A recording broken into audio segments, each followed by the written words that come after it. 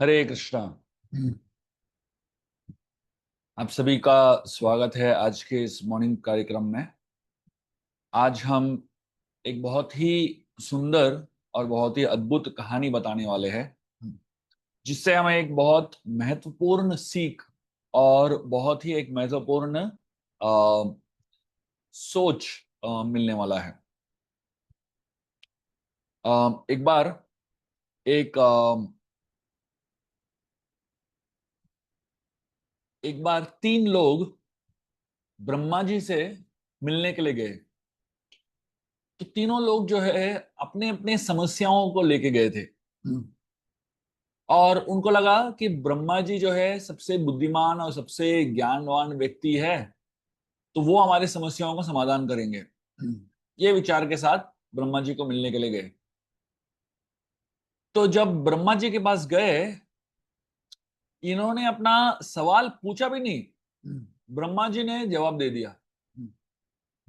बिना सवाल पूछे ही जवाब ब्रह्मा जी ने दे दिया। क्या जवाब दिया ब्रह्मा जी ने, और वो भी ब्रह्मा जी ने बहुत बड़ा जवाब नहीं दिया, सिर्फ एक शब्द कहा। और वो क्या शब्द था? वो था द। तो ये तीनों जो है सोचने लगे, और जैसे ही थोड़ा सा विचार किया, ये तीनों बहुत ही प्रभावित हो गए और बहुत खुश हो गए। और उन्होंने कहा, ब्रह्मा जी ने तो हमारा प्रॉब्लम ही सॉल्व कर दिया, हमारा सवाल का जवाब ही दे दिया, सिर्फ द बोलने से। तीनों अपने अपने लोग चले गए, और उनको लगा कि ब्रह्मा जी ने सही समाधान किया। ये तीनों लोग जो थे अलग अलग जगह से आए हुए थे। पहले व्यक्ति जो ब्रह्मा जी के पास आए थे, वो थे इंद्र, और वो स्वर्ग लोक से आए थे। तो ब्रह्मा जी के पास स्वर्ग लोक से समस्या लेके आए थे। तो ब्रह्मा जी ने कहा द। तो इंद्र ने सोचा कि ब्रह्मा जी बता रहे हैं मुझे, हमारे स्वर्गलोक में सारे समस्याओं का समाधान है दमन, इस शब्द से। दमन का मतलब क्या है? Control, restraint. तो मतलब जो स्वर्गलोक में निवासी है, लोग हैं वहां पे, वो बहुत ज्यादा एंजॉय करते हैं, बहुत ज्यादा जीवन जो है उनका भोग विलास में जाता है। तो ब्रह्मा जी ने बताया उनके समस्याओं का समाधान एक ही है, वो है दमन। दमन का मतलब क्या है? थोड़ा कंट्रोल करो, थोड़ा नियंत्रण करो, थोड़ा सा अपने आप को पकड़ के रखो। तो ऐसा करने से आपके सारे समस्याएं सुलझ जाएंगे। तो इंद्र बहुत प्रभावित हो गए, और उन्होंने ये निश्चय किया, तो अभी से हम सभी को थोड़ा सा कंट्रोल करना पड़ेगा, थोड़ा सा रिस्ट्रेन करना पड़ेगा, और थोड़ा सा कम भोग विलास में मग्न रहना पड़ेगा। दूसरा व्यक्ति जो आया हुआ था, वो नीचे के लोगों लोगों से आया हुआ था, नरक लोगों से आया हुआ था, असुर लोगों से आया हुआ था। जब इसने द सुना, इसको लगा ब्रह्मा जी हमें बता रहे हैं कि दया, हमें थोड़ा सा दया दिखाना चाहिए। तो इसका मतलब क्या है? कि जो असुर है वो बहुत क्रूर होते हैं, और बहुत दूसरों को तकलीफ देते हैं, और बहुत मारपीट होती है, बहुत गाली देते हैं। तो ऐसे बहुत ही कठोर जीवन जीते हैं, और दूसरों को बहुत तंग करते हैं, त्रस्त करते हैं। तो उनको लगा कि ब्रह्मा जी बता रहे हैं कि हमारे जीवन की समस्या सब सुलझ जाएगी अगर थोड़ा सा हम दया दिखाएंगे तो इन्होंने निश्चय कर लिया, आज से हम थोड़ा ज्यादा दया दिखाएंगे लोगों पे। और उसके बाद तीसरा व्यक्ति था, मृत्युलोक से था, भूलोक से था, मनुष्य लोक से था।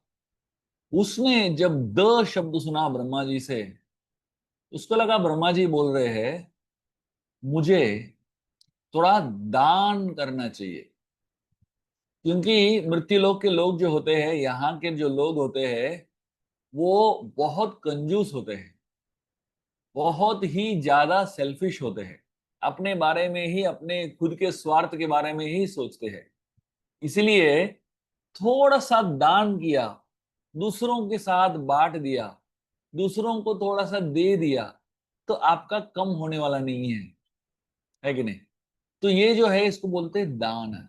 तो इसने निश्चय कर लिया, आज से मैं थोड़ा सा दान दूंगा, मेरे पास जो है उसको बांट दूंगा, मेरे पास जो है दूसरों के साथ शेयर करूंगा, तो उससे मेरी समस्याएं कम हो जाएंगी।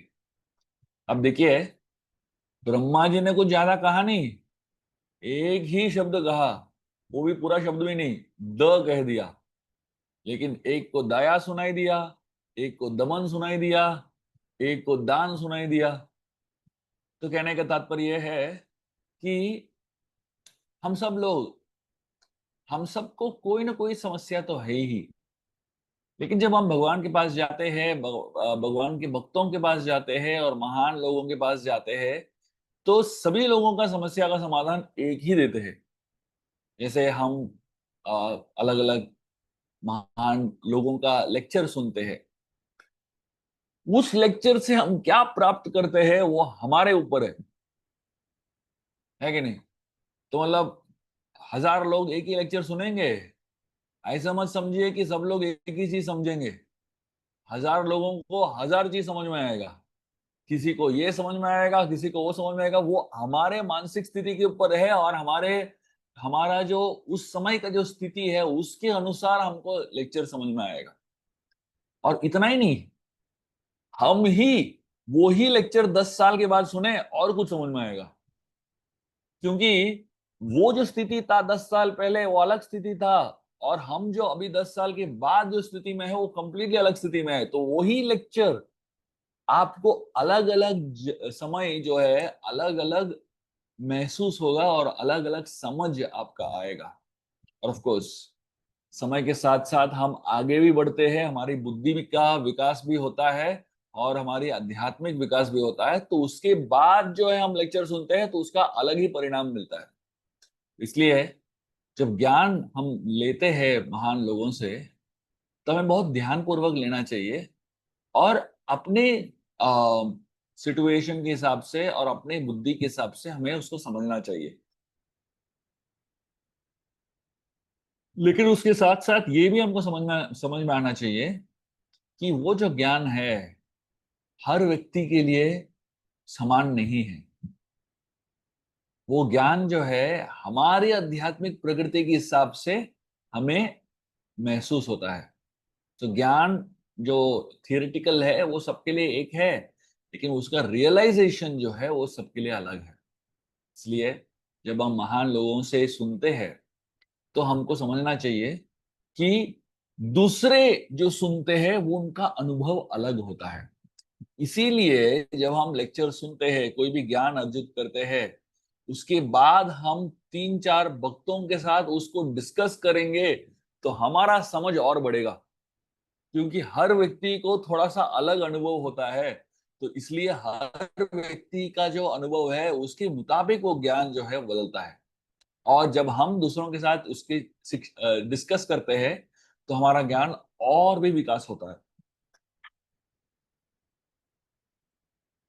इसलिए कृष्ण गीता में कहते हैं, मच्युत मदगत प्राण बोधयंत परस्परम कथयंतश्च माम नित्यम तुष्यन्ति च रमन्ति च। तो मतलब जब हम उस ज्ञान को डिस्कस करते हैं, बोधयंत परस्परम, तो एक दूसरे के साथ बातचीत करते हैं, तो वो ज्ञान का विकास होता है और हमारा समझ और बढ़ता है।